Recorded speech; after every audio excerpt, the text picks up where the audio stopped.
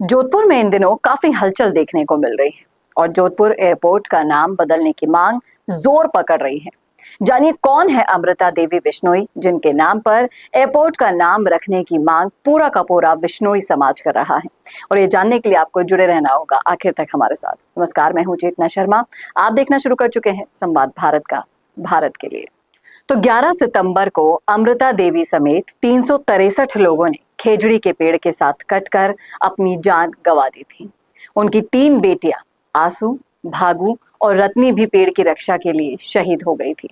इसलिए सितंबर महीने की 11 तारीख को राष्ट्रीय वन शहीद दिवस भी मनाया जाता है।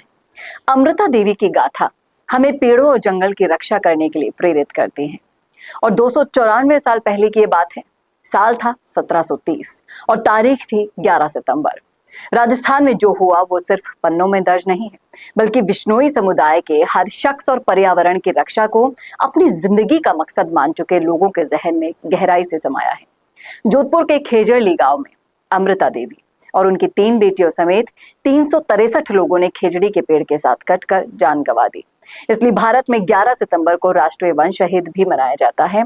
आपको बताते हैं कि क्या क्या हुआ था उस दिन। देश में वन संरक्षण की स्थिति और कब कब भारत में पेड़ों की रक्षा के लिए बड़े बड़े आंदोलन हुए, ये भी आपको जानना बहुत जरूरी है। तो राजस्थान के जोधपुर में उन दिनों मारवाड़ राजा अभय सिंह का शासन था। वो एक नया महल बनाने की योजना बना रहे थे और महल के लिए लकड़ियां चाहिए थी। इसलिए राजा अभय सिंह ने रियासत के हाकिम गिरधारी दास भंडारी के नेतृत्व में अपने कर्मचारियों को खेजड़ी काट कर लाने के लिए भेज दिया। खेजड़ी गांव में ढेरों खेजड़ी के पेड़ जो थे। अब आपको बता दें कि राजस्थान के थार रेगिस्तान वाले एरिया में ना ज्यादातर भूमि बंजर है और पेड़ कम है। इसमें सबसे महत्वपूर्ण खेजड़ी ही है। इस छोटे सदाबहार पेड़ को थार रेगिस्तान की जीवन रेखा भी माना जाता है। इसकी पत्तियां ऊंटों, बकरियों, मवेशियों और अन्य जानवरों को चारा भी प्रदान करती है और इसकी फलियां भी खाने योग्य है और लकड़ी ईंधन बन जाता है। इसकी जड़ें वायुमंडलीय नाइट्रोजन को भी स्थिर करती है, जिससे मिट्टी उपजाऊ बन जाती है। जब अमृता देवी बिश्नोई को ये बात पता चली ना, तो वो जाकर पेड़ से लिपट गई। अमृता देवी ने राजा के सैनिकों के खिलाफ विरोध प्रदर्शन भी किया, क्योंकि बिश्नोई धर्म में हरे पेड़ों को काटना सख्त मना है। पर राजा के लोगों ने पेड़ के साथ उन्हें भी कुल्हाड़ी के साथ काट दिया और अमृता देवी शहीद हो गई। तभी उनकी 3 बेटियां आसू, भागू और रत्नी भी पेड़ को बचाते हुए मारी गई। और जब ये बात गांव के लोगों को पता चली तो वो भी पेड़ को बचाने के लिए दौड़े। उस दिन बिश्नोई समाज के 83 गांव के 363 लोग पेड़ों को बचाने में शहीद हुए। तब से बिश्नोई समाज अमृता देवी को अमृत मानता है।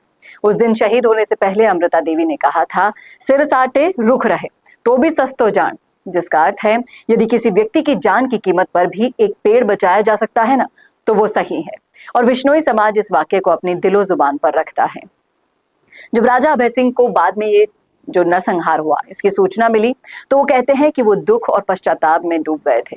उन्होंने महल ना बनाने और बिश्नोई गांव के आसपास शिकार ना करने का भी आदेश दे दिया था। और इस घटना के सदियों बाद 1983 में राजस्थान सरकार ने खेजड़ी को राजवृक्ष घोषित कर दिया। ये इतना बड़ा आंदोलन था कि लोक कलाओं में ये आज तक जीवित है। तो ये थी वो पूरी कहानी जिसका जानना आपको बहुत जरूरी था, क्योंकि भविष्य पीढ़ी को ना ये कहानियां आज तक नहीं पता है। बड़े बुजुर्ग तो जानते हैं, लेकिन आजकल के फास्ट जमाने में किसको पता है अपना पूरा पूरा इतिहास। इसलिए वीडियो के माध्यम से इसे संजोने की कोशिश संवाद के माध्यम से चेतना शर्मा यानी कि मैंने की है। कैसे लगी आपको ये पहल, बताइएगा जरूर। अगर आप बिश्नोई समाज से आते हैं तो भरपूर इस वीडियो को आप सेव भी कर सकते हैं, शेयर भी कर सकते हैं, अपनी भविष्य पीढ़ी को दिखा सकते हैं, क्योंकि वीडियोस का जमाना है और वीडियो देखना बखूबी आजकल की भविष्य पीढ़ी पसंद भी करती है। तो आप उनसे शेयर कीजिएगा। कैसा लगा वीडियो ये बताना ना भूलिएगा। और इस मांग को ज्यादा से ज्यादा तेज गति से बढ़ाने के लिए संवाद भी आपके साथ खड़ा है। उम्मीद करती हूँ कि सरकार तक ये बात पहुंच जाए। नमस्कार। अगर आप बनना चाहते हैं पॉलिटिशियन, लेकिन पब्लिक स्पीकिंग और अपने विचारों को व्यक्त करना चुनौती लगता है, या कैमरे और पब्लिक के सामने किसी तरह से बोल पाए इसमें मुश्किल होती है, तो मिशी मीडिया सॉल्यूशंस लेकर आया है पॉलिटिकल कंसल्टेंसी कैंपेन, जिसमें वरिष्ठ जर्नलिस्ट और पॉलिटिकल एनालिस्ट की एक्सपीरियंस्ड टीम आपको मदद करेगी, जिससे आपकी आवाज और भी बुलंद हो जाएगी। इसमें हम आपके गोल को पूरी तरह से टारगेट करेंगे कि किस तरह से आपको पार्टी पहचाने, आपको उस क्षेत्र के लिए चुने, कैसे सर्वेज में आपका नाम आए, कैसे लोगों के बीच में आपका माहौल बने। ना सिर्फ कंसल्टेंसी हम आपको देंगे, बल्कि आपको सारे रास्ते दिखाएंगे और बताएंगे भी, जिससे आप भारत की राजनीति में अच्छे पॉलिटिशियन बनके समाज का सुधार कर सके। तो अभी कांटेक्ट कीजिए स्क्रीन पर दिए गए नंबर पर।